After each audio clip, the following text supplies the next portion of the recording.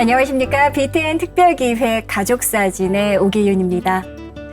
내 목숨이 있는 동안은 자식의 몸을 대신하길 바라고 내가 죽은 뒤에는 자식의 몸을 지키길 바란다. 그렇습니다. 내가 사랑한 사람은 잊을 수 있어도 나를 사랑해준 사람은 잊을 수 없는 법이겠지요. 자, 온갖 실패와 불행을 겪으면서도 언제나 인생의 신뢰를 잃지 않는 낙천가들은요, 바로 훌륭한 부모님 품에서 자란 분들이 많다고 합니다. 그만큼 부모님의 참사랑 느낄 수 있는 대목이죠. 자, BTN 가족사진 오늘 함께 해주실 분, 더불어민주당 윤준병 의원님이십니다. 언제나 자식을 위한 일이라면 내 몸을 아끼지 않았던 헌신적인 사랑을 베풀어 주신 윤준병 의원님의 어머니 만나보겠습니다.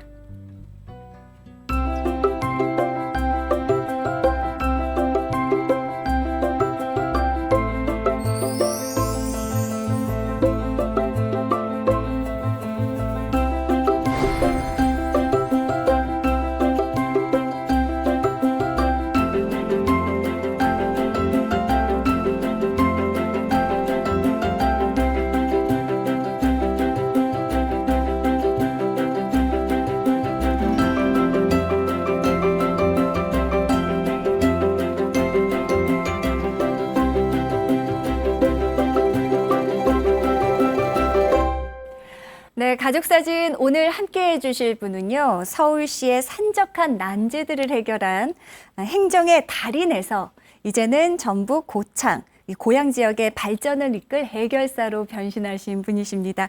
더불어민주당 윤준병 의원님 나와주셨습니다. 의원님 어서 오십시오. 반갑습니다. 반갑습니다. 네. 먼저 저희 BTN 시청자 여러분들께 간단히 인사 한 말씀 해주시죠. 네, 제가 이렇게 또 우리 BTN에 출연해서 늘 제가 존경하는 어머님 이렇게 추억도 회상하고 또 미안한 감을 이렇게 같이 나눌 수 있는 기회를 함께하게 돼서 한편으로는 영광이고 또 한편으로는 마음이 지금도 짠합니다. 네. 고맙습니다. 이렇게 배려해 주셔서. 아유, 네. 또 함께 해주셔서 저희가 더 감사드립니다. 의원님 상당히 좀 인자하고 또 포근한 그런 인상이신데요. 듣기로는 공무원 시절에 소신, 원칙 절대 굽히지 않는 정말 강직함, 그 강직함의 표상이었다고 들었습니다. 그랬던 의원님께서 36년간의 공직 생활을 끝내시고 성공적으로 고향이죠. 정읍 고창 지역에서 아주 정치 입문에 성공을 하셨거든요. 이렇게 훌륭하신 의원님을 길러주신 부모님은 또 어떤 분들이셨을지 참 궁금해집니다. 실제 성실함, 올고름, 뭐 이런 것들을 저희들한테 키워주셨는데, 실제 당신들이 말보다는 행동으로 이렇게 실천하셨던 분이어서 그런 내용들을 배우고 이렇게 마음에 새기고 컸지 않나 이런 생각이 듭니다. 아버님은 교직에 계셨고, 네네. 또 집안의 장남이어서 동생들 다 키우고 뭐 이런 역할을 했고요. 어머님은 또 유교 집안의 이제 맏며느리로서 네. 당신 시집 와서 조부님을 모셨어요. 할아버지를. 저희한테는 예. 증조부를 모시고 다 이렇게 뒷바라지하고 이렇게 또 조금 세월이 지나면서는 시동생들 다 키우고 자식까지 키우셨던 나름대로는 엄격하셨지만 인자하셨던 정으로 이렇게 행동으로 실천하셨던 분이 아니었나 이런 생각을 해봅니다. 층층시야 시집살이에 불평불만도 있으셨을 법도 한데요. 집 안팎으로 그 해야 할 일들 산적하게 또 쌓아두시면서도 항상 그 웃 어른에 대한 존경심을 표현하셨던 그런 훌륭한 어머니이셨던 것 같습니다. 그렇다 보니 또 자식들에 대한 사랑은 또 마음 놓고 표현하는 게 좀 인색하지 않으셨을까 하는 생각도 드는데요. 어머님은 맞습니다. 어떤 분이셨나요? 이제 저희들이 생활할 때는 형제들만 생활한 게 아니고 우리 삼촌들하고 같이 이렇게 한 울타리 내에서 이루고 어린 시절을 보냈는데 네. 아무래도 식사도 같이 하고 이러는데 자식에 대한 사랑도 있었겠죠, 마음속으로는. 뭐 그러시지만 혹여나 오해받고 뭐 이렇게 하시는 그런 걱정들을 마음속으로는 하셨을 것 같아요. 그래서 더 엄격하게 자식들한테 우선적으로 뭐 배분을 하더라도 삼촌들 먼저 주고 자식들은 뒤에 주고 뭐 이런 내용으로 이렇게 하셨는데 그게 마음속으로는 그러지 않으셨을 거라고 저는 확신합니다. 8km 거리 떨어진 중학교를 다니는 의원님 위해서 매일 새벽 일어나셔서 도시락 싸는 건 물론이고 또 매일 밤 등 위로 랜턴 들고 그렇게 마중 나오셨다고요. 아마 어머님이 그러셨던 것 같아요. 남부 자식들은 버스비도 주고 버스 통학도 시키는데 당신 자식은 그러질 못하니까 좀 그럼 걸어 다니셨어요? 마음이 아파서 그랬던 것 같은데 이제 뭐 일찍 일어나셔서 밥 해주는 거야 이제 통상적으로 하는 건데 이제 꼭 늦게 오면 한 8km 20리길이죠. 20리길인데 네. 그 중간에 이제 천원역이라고 있어요. 천원역이 있는데 천원역에서 어린 시절에 보면 이제 뭐 걸어오더라도 무섭잖아요. 이제 더더구나 그렇죠. 역에 보면 이제 빨강불, 파랑불 이렇게 이제 신호등이 있는데 그 앞이 지나가기가 꼭 귀신 나올 것처럼 느껴지는 그런 곳이었는데 꼭 그 앞에까지 마중 나오셔서 그 등유로 이제 하는 랜턴, 지금 랜턴 애들 횃불이라고 하던가 뭐 이렇게 하는데 그걸 들고 나오셔서 꼭 데리고 가면 졸졸 또 따라가면서 뭐 이런저런 얘기도 하고 뭐 이렇게 하면서 당신이 그 미안함 뭐 이런 걸 그렇게 표현해 주시지 않았나 이런 생각이 듭니다. 의원님 혹시 그렇게 넉넉지 않았던 형편이 조금 불만족스러웠던 기억은 없으세요? 사실은 뭐 저는 이런 생각을 합니다. 뭐 3대 부자가 쉽게 이어져 가지 않는다는 생각이 지금도 있는데 우리 조부님 시절에는 그래도 우리 조부님이 집안 살림을 좀 안정적으로 이렇게 이끌으셔서 잘 됐습니다. 그런데 이후에 우리 증조부 시절에 근데 우리 조부님이 이제 조금 여유가 있다 보니까 좀 그러셨던 것 같은데 많이 쓰셨나 봐요. 일탈행위 비슷하게 예를 들면 예전에는 그게 보편적이었다고도 하는데 지금 기준으로 보면 뭐 첩살에 비슷하게 이웃 살림하고 네. 뭐 이런 활동하시면서 우리 할머니 화병 나게 하셔서 지금 생각하면 그래서 돌아가신 것 같기도 한데 그런 네. 생활 또 중간에 놓은 전답 담보잡에서 빚어져 가지고 첩살리에 나가시고 남아있는 가족들 특히 책임지고 있는 아버님이 그 빚쟁이들한테 빚독촉 받고 시달리고 그걸 또 극복해내고 이런 과정을 제가 초등학교 시절에 겪었어요. 그러셨어요. 그래서 저는 사실은 우리 할아버지 살아 생전에 그렇게 뭐 이렇게 살갑게 이렇게 하지를 못했어요. 미워서. 이제. 특히 이제 더 미워했던 게 이제 어머니 막 고생시키는 게 미워서 그랬는데 당신이 또 이제 기력 떨어지시고 노쇠해지셔서 의지할 상황이 되니까 집에 오셔가지고 그 봉양을 어머님이 다 하셨어요. 돌아가실 때까지. 그래서 사실은 그런 내용 보면 우리 할아버지가 좀 야속하죠. 지금도 그래요. 좀 그런데 이제 지나놓고 세월이 지나니까 이제 그런 야속함 뭐 이런 게 좀 무뎌져 가는데 네. 그때 당시는 뭐 오면 인사도 드리기 싫고 막 그런 적도 있었어요. 뭐 그 정도로. 그래서 집안 살림이 괜찮은 살림을 우리 할아버지가 조금 일탈을 하는 과정 속에서 우리 어린 시절을 겪다 보니까 좀 그런 거 아쉬움이 있고 또 그것 때문에 어머님이나 아버님이 고생하시고 우리 삼촌들을 이제 사실은 어머님이나 아버님이 다 케어하시고 기르시고 뭐 이렇게 하는 것 이런 것들이 좀 지금도 이제 어머님을 뵈면 마음이 아프고 그런 대목이 이제 그런 게 더 네. 그렇습니다. 어머님뿐만 아니라 아버님께서도 열혈 아버지십니다. 의원님께서 그 시험을 봐서 고이입을 치르던 시대이시죠. 남달리 학구열이 그렇게 아버님께서 높으셨다고요. 예. 제가 중학교 이제 시골에서 한 8km 떨어져 있는 거리에서 걸어 다니다가 이제 중3이 돼서 담임 선생님께서 고등학교 어디 갈래? 이렇게 네. 물어보길래 이제 제 형이 남성고를 가려다 못 갔거든요. 이리에 있는. 그래서 저는 이리 남성고 갈렵니다. 형이 네. 못 갔으니까. 그랬더니 담임 선생님께서 너는 전주고를 가야 되는데 갔으면 좋겠다. 대신에 전주고 가려면 공부를 3학년 기간이니까 해야 되니까 네. 시내에서 읍내에서 다녔으면 좋겠다. 그래서 이제 그 내용을 듣고 제가 잘 모르니까 집에 와서 아버님께 오늘 담임 선생님하고 면담을 했는데 시골에서 다니면 안 되고 전주에서 아니 그 읍내에서 다니라고 합니다.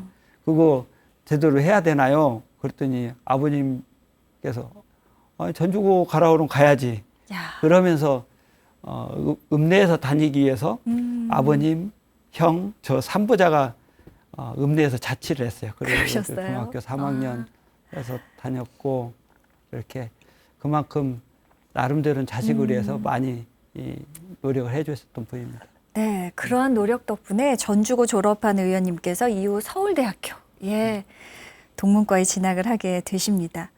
합격자 발표 보려고 무작정 올라오셨다면서요? 그때는 뭐 통신수단도 없고 확인할 수 있는 수단이 없어서 뭐 이렇게 궁금하기는 했는데 아버님이 아침에 일어나시더니 서울 가자 그래서 합격자 발표 가서 보시겠다는 거예요. 그런데 모르잖아요. 떨어졌을 수도 있고 됐을 수도 있고. 열차 타고 서울 오는 내내 마음 조이고 왔고요. 대신에 관악 캠퍼스에 들어가서 게시판에 합격자 명단이 붙여져 있는 모습을 보니까 쟤네는 이제 순서대로 보니까 바로 보이던데 이제 와. 뭐 가슴 조이고 올라왔으니까 아버지 됐네요. 그랬더니 내 눈에는 안 보인다. 그래서 이렇게 짚어줬더니 잘 됐다고 기뻐하셨습니다. 전주고, 서울대 이어서 의원이 행정고시까지. 어떻게 보면 공부가 제일 쉬웠어요. 뭐 이런 책을 의원님이 지으셨어야 되는 게 아닌가 싶은데요. 그러면 탄탄대로 행정고시도 한 2년, 준비 2년 만에 바로 합격하셨다면서요. 그거는 운이 좋았겠죠. 운이 작용했을 거라고 봅니다. 왜냐하면 시험 보러 들어갈 때 아는 문제가 나오면 합격하는 거고 모르는 문제가 나오면 그러니까 운이 좋았을 것 같은데 학창 시절에 특히 고등학교 시절에는 공부 꽤 했습니다. 그 당시에는 4당 오락 이렇게 했어요. 4시간 자면 합격하고 5시간 자면 떨어진다. 4당 오락 뭐 이런 정도로 이렇게 했던 시절이고요. 이후에 이제 고3 때 공부했던 그 경험 뭐 이런 것들이 있으니까 고시 공부할 때도 대부분 이 얘기를 이렇게 하거든요. 고시 공부할 때는 밑빠진 항아리에 물 부어서 물이 넘치도록 만드는 게 고시 공부다 이렇게 하는 거니까 짧은 시간 내에 집중해서 공부해서 그걸 제대로 풀어내고 능력을 보여주는 것 이게 하니까 고시 공부 때도 우리 대학교 들어갈 때 했던 4당 오락 이런 정도 내용 가지고 집중해서 해서 합격하지 않았나 뭐 이런 생각을 합니다. 대단하십니다. 그렇게 1982년 서울대학교 재학 중 제26회 행정고시에 딱 합격하시고 전라북도 도청을 거쳐 주로 서울특별시청에서 근무를 하셨더라고요. 특히나 도시교통을 집중적으로 좀 맡으셔서 한 10여 년 교통행정 전문가로 일을 하셨던데요. 가장 기억에 남는 공무원 시절의 에피소드가 있으시다면 어떤 것을 꼽을 수 있을까요? 뭐 전체적으로는 우리 서울시의 교통이 세계적으로 넘버원입니다. 그럼요. 그 지금 운영되고 있는 시스템의 각 하나하나 이렇게 제가 10년 업무하면서 만들었던 함께 했죠. 뭐 혼자 만든 건 아니고 함께 동료들과 함께 만들었던 결과가 오늘 서울에 세계적으로 넘버 원의 교통 시스템을 갖출 수 있는 계기가 돼서 네. 개인적으로는 흐뭇하고요. 중간중간에는 시련도 많이 있었어요. 뭐 하려고 하면 반대해가지고 안 된다고 하는 거 뭐 이런 것도 있었는데 에피소드 하나 말씀드리면 이제 요새 교통카드 이제 할인 제도가 도입되잖아요. 네. 할인 제도를 만들려고 하는데 그때 당시 할인 제도 도입하는데 한 40억이 필요했어요. 그걸 예산부서에 요청하니까 안 들어주어서 고민하고 있던 차에 시장께서 이제 교통실에 과장들 그때는 토요일에 근무하던 시절입니다. 토요일 아유. 점심 하시겠다고 그래서 가서 이제 건의들 해봐. 그래서 제가 시장께 이러이런 내용으로 40억이면 우리 환승 할인제도 도입하면 교통시대 한 단계 업그레이드 됩니다. 이렇게 얘기했더니 그때 말씀드린 고건시장이셨는데 그 대중교통이 중요하지 이 말씀만 하셨어요. 대중교통이 근데 중요하지. 월요일 날 출근하니까 예산실에서 그 자료 빨리 가져라고 뭐 그래서 예산 편성해서 그 제도를 도입했고 그 제도가 그해 시민들이 평가하는 최우수 사업으로 선정이 되는 네. 이런 과정을 거쳤는데 그만큼 한 단계 한 단계 할 때 나름대로 확신 야. 뭐 이런 게 필요하고 그걸 극복하기 위한 열정들이 있으면 그만큼 그게 쌓여서 발전하는 것 같습니다. 네. 저는 덕분에 네네. 예, 오늘날의 서울 시민들이 모두 그 환승 할인 제도를 예, 잘 혜택을 받고 있다는 부분 감사의 말씀 드리고 싶습니다. 서울시 부시장 퇴임하신 뒤에요, 의원님 더불어민주당 공천을 받았습니다. 그리고 21대 국회의원이 되셨어요. 공무원으로 근무하실 때와 그 워낙 긴 시간을 또 공직 생활을 하셨기 때문에 그만큼 좀 정치에 대한 인식, 예, 이 부분이 그렇게 꼭 긍정적이지만은 않았을 것 같은데요, 의원님. 끝내고 교수를 하려고 그랬어요. 교수를 하려고 그랬는데 정치권에서 제안이 들어와서 초기에는 이제 사양을 했습니다만 계속 이제 했으면 좋겠다고 이렇게 권유가 들어서 고민 차에 서울에서 했던 내용들을 우리 지역의 현안 과제를 해결하는데 좀 접목하면 우리 지역의 현안들을 해결하고 발전시킬 수 있는 계기도 될 수 있겠다. 네네. 지역에 봉사할 수 있는 룸도 있겠다. 대신에 부정적인 이미지로 인식됐던 부분을 저 스스로 좀 안 하고 넘어가면 또 정치도 발전하고 지역도 발전할 수 있는 계기가 될 수 그럼요. 있겠다. 이렇게 판단이 돼서 최종적으로는 정치에 참여하게 되는 그런 과정을 거쳤습니다. 네. 어떻게 직접 정치해 보시니까 어떻든가요? 또 공직 시절하고 비교했을 때 또 어떤 차이점들이 있으셨는지요? 행정은 이제 집행하는 영역이어서 의사결정을 하면 효과가 바로 나타납니다. 그래서 효능감은 행정이 훨씬 많습니다. 네. 대신에 정치는 효능감은 떨어집니다. 의사 합치를 거쳐야 되고 여야 합의도 이루어져야 되고 뭐 그럽니다. 그러나 이제 행정 영역에서는 의사결정하는 영역이 좀 작은 것, 지역적인 것, 뭐 이런 걸 결정하지만 정치권 의사결정은 큰 것, 여러 사람 이해가 상충되는 것 이런 거를 다루는 영역에서 또 한편에서 네. 보면 정치권에서 행정처럼 의사결정이 신속하게 이루어지고 막 이렇게 하면 거기에 관련되고 있는 내용들이 제대로 조율이 안 될 수 있는 합의가 속단이 될 수 있는 뭐 이런 부작용들이, 내용도 예. 있어서 한편에서 보면 정치 영역에서는 그렇게 합의도 이루어지고 또 신중하게 접근하고 이런 영역도 있을 수 있겠다 이런 생각도 한편으로는 들기는 합니다. 네네. 그래서 뭐 장단점이 있지 않나 이런 생각을 개인적으로는 하고 있습니다. 네. 때로는 엄격하게 또 때로는 절대적인 사랑으로 이렇게 공직 생활하시면서도 다양한 어려움들 부딪힐 때마다 어쩌면 이겨낼 수 있는 힘을 주신 분이 바로 어머님의 그런 무한 사랑이 아닐까 합니다. 의원님 혹시 어머님께 직접 자필 편지 써보신 적 있으실까요? 저는 예전에는 뭐 의사 전달이 지금은 핸드폰 가지고 다 합니다만 네. 예전에는 편지 썼죠. 특히 우리 어머님이 유교적인 엄격함이 계셔서 편지 이렇게 받는 걸 좋아하시고 특히 편지도 그냥 이렇게 쓰는 것보다는 형식을 갖춰서 이렇게 쓰는 걸 예. 나름대로는 어르셨는데 저는 대학교 다닐 때 또 군에 있을 때 그다음에 사회생활 할 때도 가끔 부모님께는 편지를 썼어요. 대신에 이제 되게 그러잖아요.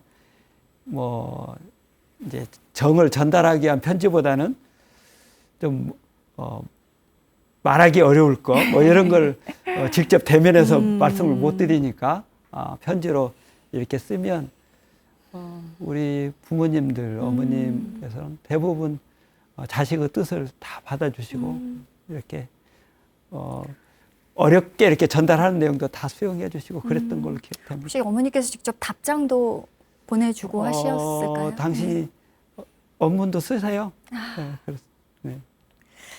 그렇습니다. 그렇다면 오늘 의원님의 편지에는 어떤 마음을 담았을지 궁금합니다. 세상 그 무엇보다 가장 소중한 보물이었을, 어머님께 보물이었을 우리 윤준병 의원님이 어머님께 띄우는 어머니 전상서입니다.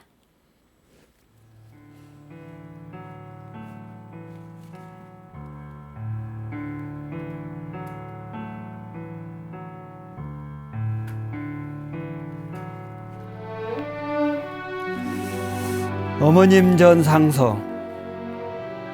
사랑하고 존경하는 어머니, 별거 없으신지요? 진지는 잘 드시고 계시는지? 그 몹쓸 치매에도 우리 준병이 왔구나 하고 반갑게 맞아주셔서 감사합니다.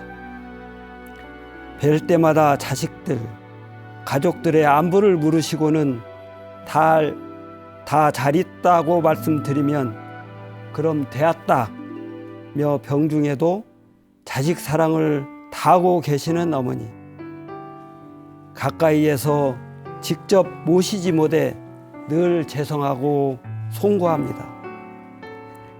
요양병원에 계시면서 자식들이 어머니를 고려장 했다고 생각하시지는 않을까 하는 생각에 늘 마음이 편치 않습니다.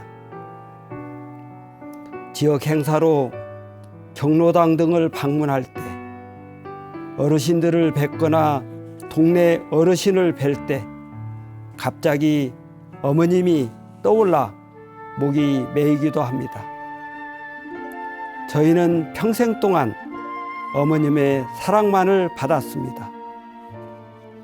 쓰러져가는 종갓집에 맏며느리로 시집 오셔서 시아버지 봉양하시고 시동생 다 키워내시고 자식들도 번듯하게 길러주셔서 감사합니다. 가지 많은 나무에 바람 잘 날이 없다고 했습니다. 평생 고된 삶을 다 이겨내시면서도 자식에 대한 사랑을 베풀어 주시고 인간의 도리는 엄하게 가르쳐 주셨습니다. 젖돌 즈음에 홍역으로 생사를 넘나드는 아들을 애잔하게 바라보시면서 손이며 발을 쓰다듬어 주셨던 기억을 회상이나 하시는 듯 뵈면 손도 만져주시고 얼굴도 쓰다듬어 주시면서 손이 거칠하다고 말씀하시면 마음이 아픕니다. 내 뒷머리 반듯하게 만들려고 무던히 애썼다며 뒷머리 꼴이 반듯해 좋다고 흐뭇해 웃으시는 모습을 뵈면 마음이 뭉클해집니다. 어머님께서 자식들을 위해 고생하시는 것을 잘 알고 있었기에 이 심리 도보 통학에도 불평 한마디를 하지 못했습니다. 엄동설안에도 자식이 좋아하는 햇김치를 먹이고 싶으셔서 이른 새벽에 텃밭에 남겨진 배추를 뽑아 담아주신 김치의 맛을 지금은 맛볼 수가 없습니다. 자식의 조그만 일탈 정도는 감으로 아셨을 텐데도 그저 자식 말이라면 팥으로 매주를 쓴다고 해도 믿어주셨습니다. 그 믿음과 사랑 때문에 인간의 도리에서 벗어난 행동을 하면 안 된다는 어머님의 말씀을 따르지 않을 수가 없었습니다. 커가는 자식을 늘 자랑스럽고 대견하게 여기셨던 어머니. 고시를 앞둔 시점에는 새벽마다 목욕 재개하시고 조상님들께 아들의 합격을 기원해 주셨습니다. 시골 재래시장을 따라가면 꼭 주인 아주머니께 애가 서울대에 나왔고 행정고시에 합격해서 서울에서 큰일을 하고 있다며 자랑도 해주셨습니다. 내 증조부 때처럼 집안을 일으켜야 한다며 유교 전통의 맏며느리로서 집안 재건에 대한 집념이 강하셨습니다. 정치 시작할 때에는 자식의 결정을 믿어주셨고 잘 되기를 소망해 주셨습니다. 존경하고 사랑하는 어머니께서 바라셨던 바대로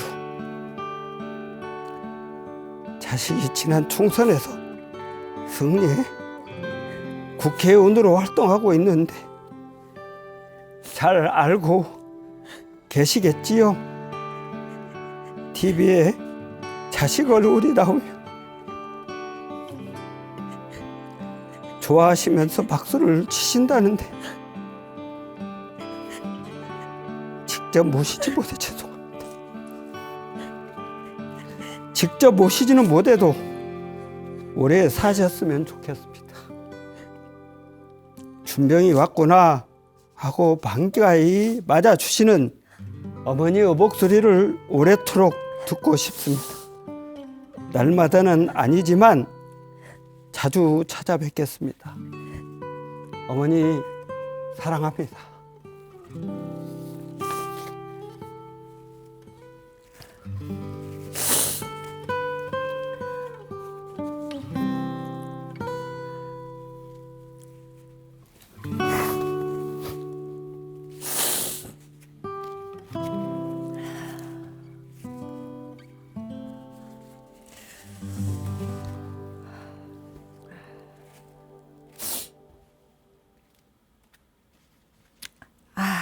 의원님,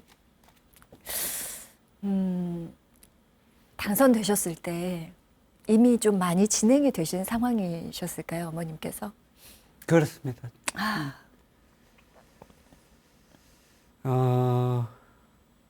이제 진찰을 해서 이제 종합 진단을 받아보니까 조금 한 1년 전만 미리 알았더라면 좀 늦출 수 있었을 텐데. 좀 진도를 늦출 수 있는 내용이었는데 그게 좀 아쉽더라고요. 미리 좀 알았더라면. 이제 형이 좀 가까이 있었으니까 그걸 좀 미리 좀 알아서 알려줬더라면 뭐 이런 아쉬움이 있는데 뭐 지나간 내용이 어쩔 수 없죠. 뭐 되돌릴 수가 없으니까. 정치하려고 할 때도 제가 이제 정치하려고 출판 기념회 할 때도 오셔서 네. 우리 어머님 위대하다, 잘 키워도 좋다 이렇게 했더니 당신이 전혀 해준 게 없는데 그렇게 평가받으니까 그 자리에서 그냥 가셔버리더라고요. 아이고야. 그만큼 자식에 대한 내용도 사랑도 있지만 겸손하시기도 하시고 겸손하고. 늘 저희들이 볼 때는 진짜 위대하신 어머니인데 해준 게 없다고 늘 이렇게 생각하시고 사시는 모습이셨어요. 네. 그러니까 그 마음들을 사실은 오늘 내가 전상서 읽으면서 안 울고 제대로 읽으려고 그랬는데 좀 그렇긴 한데 네. 지금도 늘 마음속에 미안하고 죄송하고 마음속에 있는 내용을 뭐 전상도 뭐 몇 장 가지고 뭐 몇 네. 자 가지고 전달할 수 있겠어요. 마음속에. 형용할 수가 없죠. 예. 좀 전달을 제대로 해드렸으면 좋겠는데 당신이 그러시니까 그 마음을 마음속에만 담고 있어서 늘 좀 그렇습니다. 네. 아마 병상에 계시지만 어머님께서 이 방송이 나가는 그 순간만큼은 의원님 정말 그 사랑, 어머님에 대한 효심 충분히 잘 인지하시고 행복해 하시리라 믿어 의심치 않습니다, 의원님. 그러셨으면 좋겠어요. 자식이 이런 마음을 갖고 있구나. 네. 또 당신의 정이랄까 이런 내용을 받아서 자식들이 당신을 그래도 이렇게 그동안에 키워주신 내용을 이해하고 뭐 있구나 이런 마음을 조금이라도 전달 받으셨으면 네. 이런 게 좋겠다 이런 바람을 가져봅니다. 평소 호칭을 어떻게 하세요? 엄마. 엄마 사랑한다고 한 말씀 지금. 엄마 사랑합니다. 네. 감사합니다. 아마 충분히 느끼고 행복해 하시는 어머님의 모습이시지 않을까 합니다. 조금 추스르고요, 의원님. 이제 의원님 그동안 또 쭉 이룩하신 의정 활동들 한번 이야기 나눠보겠습니다. 21대 총선에 출마하시면서 정읍 고창의 해결사를 자처하셨거든요. 그간의 정체되어 온 지역의 수건 과제들 하나씩 해결을 공약으로 내거셨는데 불과 2년 만에 다 어떻게 이뤄내셨다고요? 이제 제가 선거할 때 공약으로 이렇게 주민들에게 동의를 받으려고 약속했던 내용들이 한 서너 가지가 됩니다. 하나는 지역 발전에 필요한 수공 과제. 그동안 삼선 의원이 국회의원을 했었는데 네네. 삼선 의원이 해결하기보단 수공 과제 제가 해결하겠습니다. 이렇게 얘기했고 또 예산도 많이 따오겠다. 또 정치꾼이 아닌 정치인이 되겠다. 뭐 이렇게 약속을 드렸는데 지역 현안 과제들 그동안에 못했던 과제들 뭐 쟁쟁한 선배님들이 계시죠. 못했던 과제들 제가 2년 이내에 해결을 다 했습니다. 네. 게다가 늦었지만 축하의 말씀을 좀 드려야겠습니다.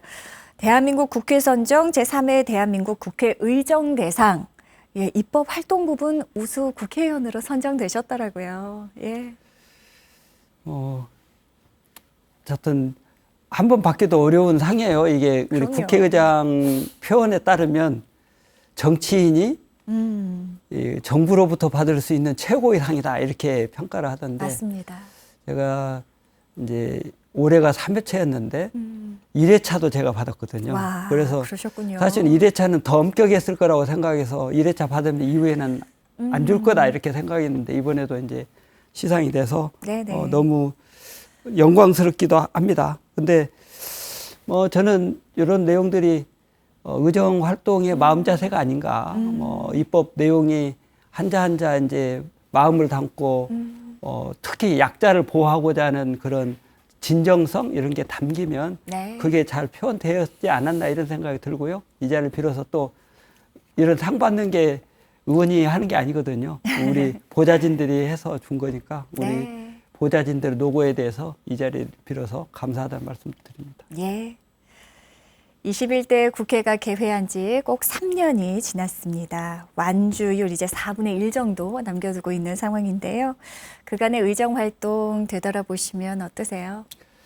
저는 앞에서도 말씀드린 것처럼 출마할 때 약속했던 내용들 이게 다 실행이 돼서 한편으로 마음이 뿌듯합니다. 네. 뭐 지역 현안 과제들, 뭐 노을대교 문제, 또 내장산 국립공원구역 해제 문제, 또 동학농민혁명 기념공원 조성하는 문제, 또 전북대 정읍 캠퍼스 개교 시킨 것, 뭐 이런 것들이 10년, 20년 수건 과제였거든요. 그걸 네네. 제가 근 2년 만에 해결했습니다. 그게 일종의 보면 뭐 그냥 선수, 뭐 경력 이런 것보다는 실제 진정성 있는 열정, 또 능력, 뭐 이런 것들이 더 중요하다 하고 생각합니다. 저는 초선이잖아요. 네. 초선이 2년 만에 해결했으니까 그게 남다른 열정, 또 공직 생활을 거치면서 쌓았던 여러 가지 경륜,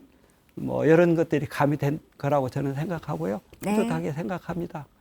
이것만큼은 22대 국회로 이어서 반드시 마무리 짓고 싶다 하는 부분들, 앞서 방금 말씀해 주신 양곡관리법도 포함이 될 거고요. 뭐 여러 가지가 있지요. 뭐 내용은 이제 저는 지난 3년 기간을 거쳐서 여러 가지 현안 과제를 해결했는데 그게 지역 발전이나 국가 발전이나 또 사회 발전에 제가 하고자 하는 그런 분야에 일단 씨앗을 뿌려놨다. 네. 그 씨앗이 잘 성장하도록 싹도 틔우고 잘 커가도록 만드는 과제들이 이제 남아있다. 그 내용에 뭐 지역별로 여러 가지 과제들이 있습니다. 뭐 우리 고창 같으면 노을대교 제대로 추진되도록 하고 서해안 철도 좀 만들어내고 또 유치한 호남권 드론 통합지원센터 제도로 해서 산업적으로 발전시키고 또 도심의 도시재생 혁신지구 사업 제대로 가도록 만드는 사업도 있고 정읍 같으면 우리 동진강이 이제 전체를 아우르는데 네. 동진강을 통해서 실제 지역의 발전의 근간이 되도록 만드는 프로젝트도 좀 해야 될 필요가 있고요. 또 제약산업이나 우리 지역에 필요한 산업, 신산업을 육성하는 첨단 의료 복합단지 만드는 사업도 좀 필요하고 또 공공기관 이전에 따른 이적지를 잘 활용해서 도심의 공동화 현상을 제대로 극복하고 활성화될 수 있도록 만드는 과정 또 이번에 이제 내장산 국립공원 구역을 해제했으니까 그 후속으로 정읍을 사계절 체류형 관광지로 이렇게 제대로 성장시키는 것 등을 포함해서 우리 지역 발전에 필요한 과제들도 해야 되고 또 정부 입장에서 보면 여러 가지 정부가 지금 민주주의나 여러 가지 내용 중에 우리 입장에서 보면 후퇴하는 부분들이 있는데 그런 내용들 잘 다듬어서 국가 발전을 제대로 이어가도록 만드는 과제들 뭐 이런 과제들이 앞으로 이어가야 될 과제라고 생각하고 있습니다. 예. 끝으로 우리 가족사진 시청자분들께 하고 싶으신 말씀, 그 외에도 전하고 싶은 메시지가 있으시다면 한 말씀 해주십시오. 이렇게 좋은 자리에 나와서 굳건하게 말씀을 드려야 되는데 이렇게 눈물바람에서 죄송합니다.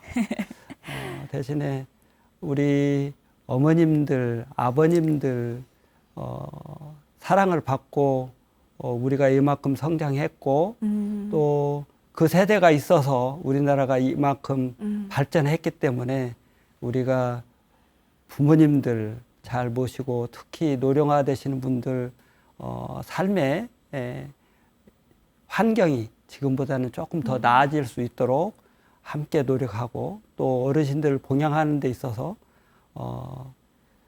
받은 정을 항상 염두에 두면서 순간순간 좀 짜증이 나더라도 잘 모셨으면 좋겠습니다. 우리 시청자 여러분들 부모님들 사랑하시고 존경하고 또 잘 모시기를 함께 모시기를 이 자리를 빌어서 권유도 드립니다. 예, 의원님 말씀 감사합니다.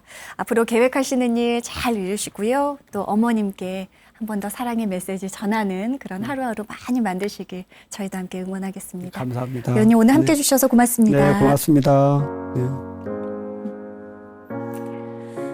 네, 누구 하나 위로해 주지 않는 부모라는 참 무거운 자리.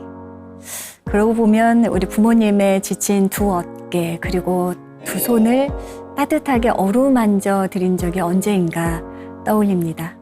왠지 부끄러운 마음도 드는데요. 넓이, 그 깊이를 헤아릴 수 없는 부모님의 무한한 사랑을 나 역시 누군가의 부모가 되면서 조금씩 헤아려 보게 됩니다. 자, BTN 가족사진 오늘은 여기서 인사드리겠습니다. 다음 시간 또 새로운 손님과 함께 따뜻한 이야기로 찾아뵙겠습니다. 함께해 주신 여러분 고맙습니다.